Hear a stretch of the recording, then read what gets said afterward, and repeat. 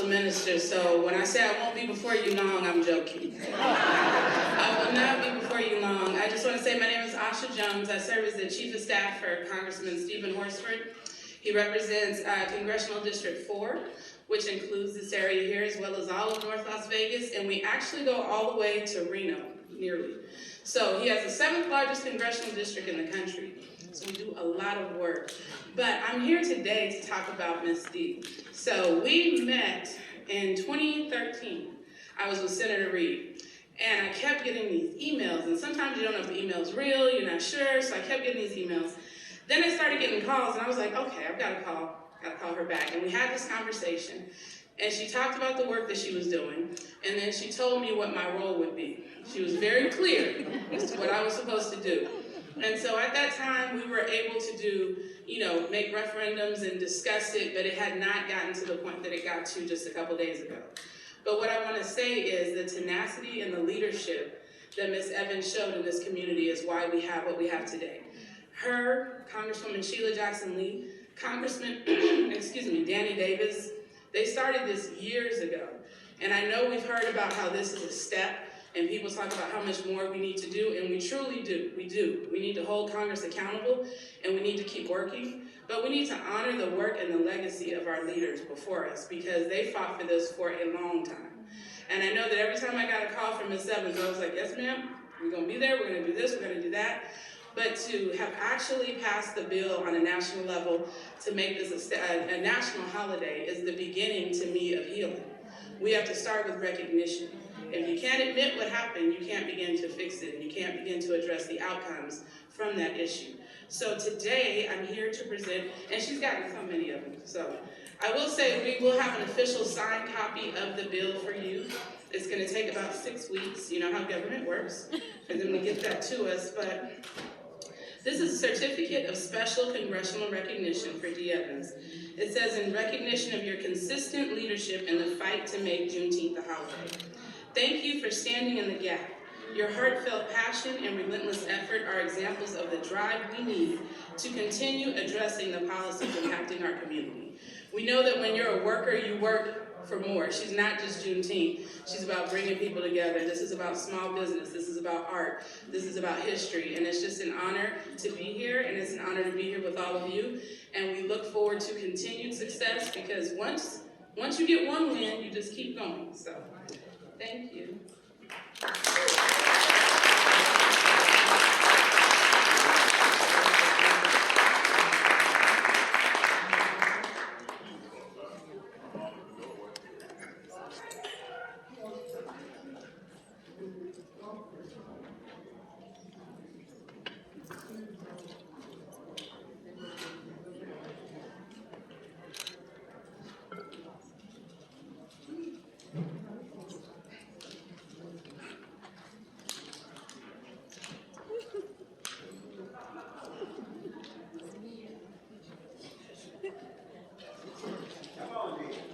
Everyone is special. Yes, I have gotten it before because I've had the support continued over the years. As she said, we started off with Reid, and we're now with a new person. We've had several in between, but every one of them is special. And I have to find a new wall because I've run out of space on one, but this is a great place to start. This will be the first year of our official legislation wall. And one of the things that's going up on the wall will be my poster, my Belly of the Slave Ship poster from Keisha. I've got a poster from North Las Vegas. They gave me a poster last week for my birthday, and all the performers and all the people that were at our Henderson event on the 11th signed the poster. So my wall is filling up fast, but I'll find another wall. And as I was telling her, this is new. This is the first one of these that I've gotten. So definitely, let's see what it says here. 117th Congress of the United States of America at the first session, begun and held at the city of Washington on Sunday the 3rd of January 2021. An act to amend Title V, United States Code, to designate Juneteenth National Independence Day as a legal public holiday.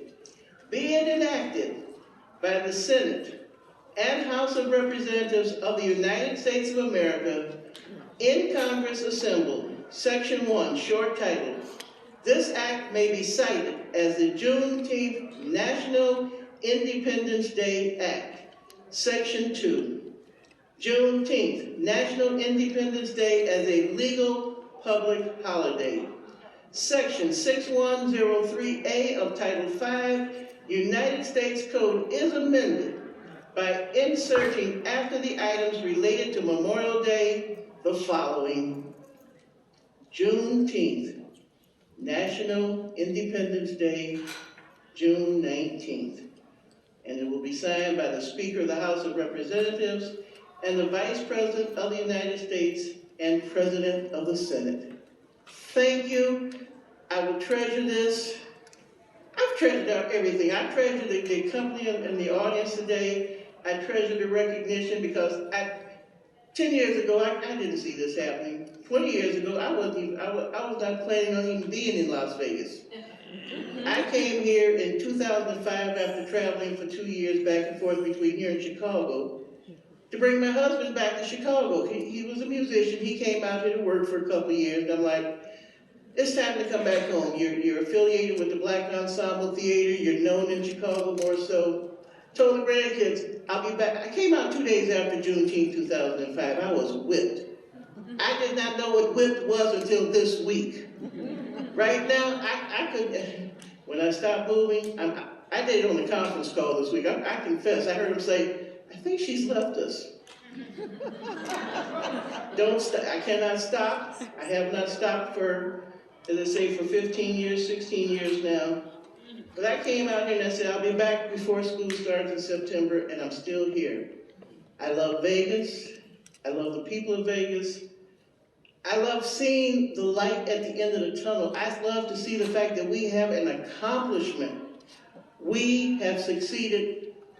I can't say where Dr. Myers failed. Dr. Ronald Myers, Reverend Ronald Myers, Doc, he started us on the pathway, but he did not live long enough to see the day. And I'm sorry for that. My husband did not live to see the day. He worked with us for a couple of years and did not get to see him. He did not get to see the fruition of the bill. But I stand in honor of all of them. I stand in recognition of all those who have worked before us and did not have the opportunity. And as far as Sarah Ann Knight Brady, she was one of our first awards that we gave. One of our first Pioneer Legacy Awards was given to Miss Sarah. So we have recognized her, and this year we will be giving 8 awards, which will bring us up to a total of 50 awards that we have given since 2010, recognizing the individuals who have created and participated in the building of Las Vegas. I believe Dr. Gurrier has a sample here. Sure, let me just see one more thing here. Dr. Gurrier didn't see this one. This one came earlier from Congresswoman Susie Lee. This one's for him. From the U.S. House of Representatives, 3rd Congressional District.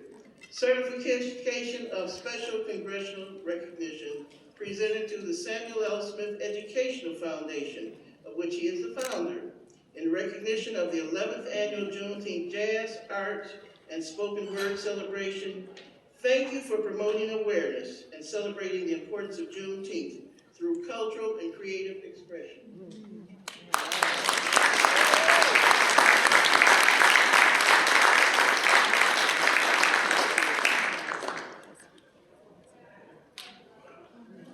Thank you, Sam. In the 35 years that I have lived in the Las Vegas community, I never saw another human being who did more to promote African American history and culture in this community than Samuel Lawrence Smith. Sam Smith gave his all to this community. He was a fireman, but he couldn't extinguish the fire in his heart to share the knowledge that he had acquired over a tremendous life of reading, studying, and learning about his history and his culture. When I first came to Las Vegas, one of the first people I met was Sam Smith in a salvage store. What's your name? Alvaree. Where you from?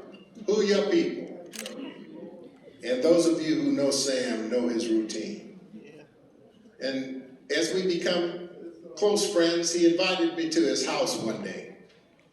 I went into Sam Smith's home, and it kind of reminisced in my mind about the days when I worked in the stacks of the library at Xavier University in New Orleans as I worked my way through college.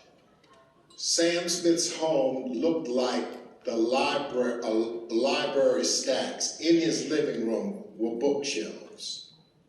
Sam Smith had over 10,000 books, records, tapes, artifacts, and collectible items about African American history. So a group of us prevailed and encouraged Sam to find a way to share his collection with the community. And he responded.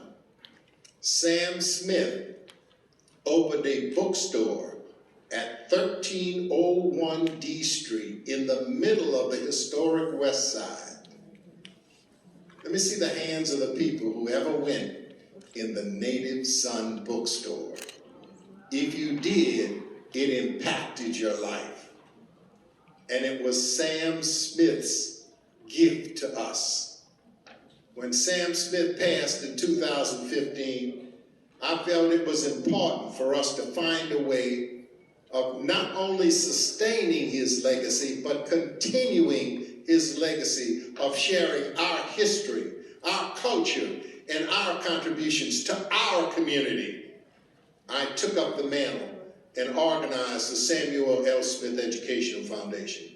And it is that organization that has grown to the point in the last year, Ms. Dee Evans invited us to join with her in producing the Juneteenth activities for this year.